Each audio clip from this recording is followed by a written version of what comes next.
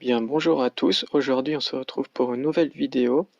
Une vidéo concernant un événement qui se déroula en Meuse, et plus particulièrement dans le village de Varennes-en-Argonne. Un village célèbre pour un événement de la Révolution française qui est la fuite de Varennes. La fuite de Varennes est un épisode célèbre qui se déroula pendant la période de la Révolution en France. Cet événement historique se déroula dans un petit village au nord de la France, et plus particulièrement en Meuse, est situé à 60 km au nord de Bar-le-Duc et 30 km de Verdun.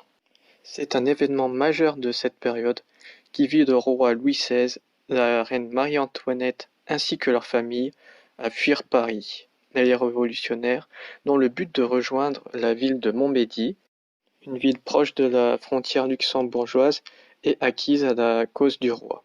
Depuis la prise de la Bastille le 14 juillet 1789 et le début de la Révolution française, le projet de fuite de Paris de la famille royale est fondé.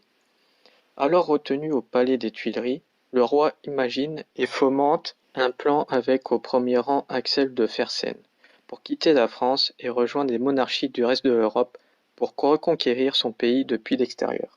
Le plan du roi est de faire passer la famille royale pour un équipage de la baronne de Korff qui loge à Francfort et donc en Allemagne. Le trajet choisi pour rejoindre cette destination est de passer par Châlons-sur-Marne, Clermont-en-Argonne, Varennes-en-Argonne, Stenay, puis Montmédy.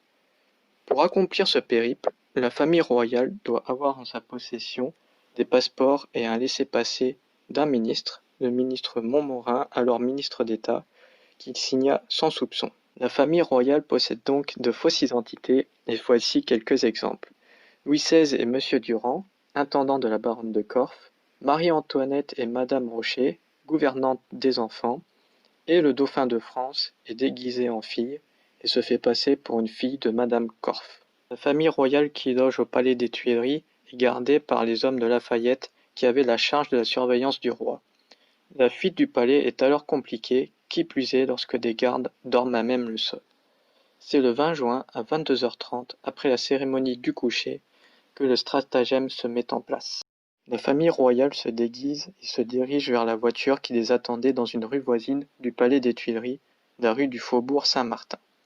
Les fuyards quittent Paris et s'installent dans une voiture plus grande à clé souillée, une berline qui leur permettra de rejoindre Montmédy. Et c'est seulement à 7h du matin, le lendemain matin, que le valet de chambre constate la disparition du roi. Il y trouve un texte du roi se nommant Déclaration de Louis XVI à tous les Français à sa sortie de Paris. Ce texte écrit par le roi lui-même fait part de son état d'âme concernant la Révolution. Notamment, il souhaite une monarchie constitutionnelle avec un exécutif puissant et indépendant de l'Assemblée. Il critique également certains aspects de la Révolution sans pour autant totalement la rejeter. Notamment, il est plutôt d'accord sur l'abolition des ordres et l'égalité civile. Ce texte est censuré par Lafayette, puis par l'Assemblée, et ne fut découvert que récemment, en 2009. À 8h, la nouvelle se répand comme une traînée de poudre dans Paris. L'Assemblée, ne sachant pas s'il fallait déclarer le roi en fuite ou enlevé, opta finalement sur l'enlèvement du roi. À 10h, la berline royale arrive à Vils-Maison, un village de l'Aisne, où la famille fait escale. Il est une première fois reconnu par un aubergiste, François Picard.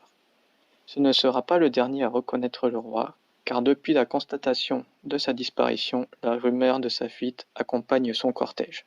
À 11h, la berline s'arrête à Montmirail, dans la Marne près d'Épernay, où ils ont déjà 3 heures de retard sur l'horaire prévu. De plus, Lafayette a pris les devants et envoya des courriers aux 4 coins de la France pour tenter d'arrêter le roi. Notamment à Sainte-Ménéhould et Clermont-en-Argonne, la garde nationale prend les armes.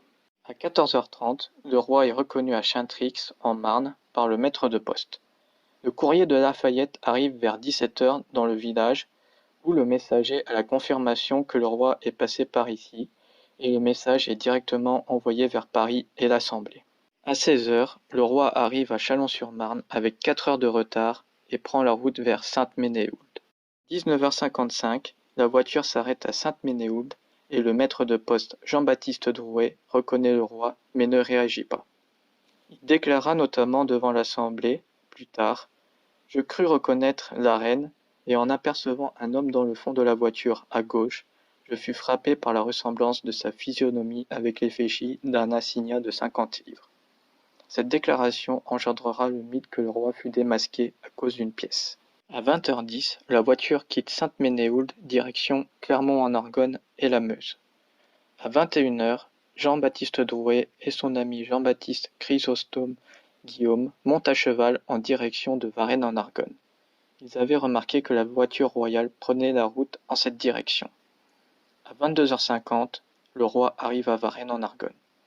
Et 5 minutes plus tard, à 22h55, Jean-Baptiste Drouet et Jean-Chrysostome Guillaume arrivent eux aussi à Varennes-en-Argonne, où ils préviennent le procureur syndic qui est Jean-Baptiste Sauce. À 23h10, Jean-Baptiste Sauce oblige les voyageurs à descendre de voiture qui étaient immobilisées devant l'église du village Saint-Gangoult. Le tocsin du village sonne pour signaler un événement majeur et la garde nationale est alertée. Elle est commandée par le futur général Radet. Et aussi, Bayon et Romeuf, porteurs de l'ordre d'arrêter la famille royale depuis Paris, arrivent peu de temps après sur les lieux. Le 22 juin 1791, à minuit et demi, le juge d'Estèse, qui a vécu à Versailles, reconnaît formellement le roi. Le tocsin continue de sonner et de plus en plus de paysans se rameutent ainsi que des gardes nationaux. À 7h45, la garde nationale et les porteurs de messages de Lafayette qui sont Bayon et Romeuf décident de renvoyer la famille royale à Paris. C'est suivi par une foule immense rassemblée par le tocsin que la famille royale reprend la route pour Paris et est encadrée par la garde nationale et des dragons ralliés aux patriotes. Ce n'est que le 25 juin dans l'après-midi que des fuyards arrivent à Paris, accueillis par une foule hostile et prête à en découdre. La garde nationale choisit de faire passer la famille royale en faisant le tour de Paris pour rejoindre les Tuileries et ainsi éviter la foule.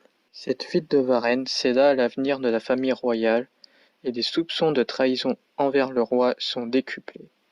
Et donc de plus en plus de Français réclament la République et la destitution du roi. C'est ainsi que cette vidéo se termine, j'espère qu'elle vous aura plu, et une fois de plus, un événement historique se déroula en Meuse et en Lorraine. À bientôt!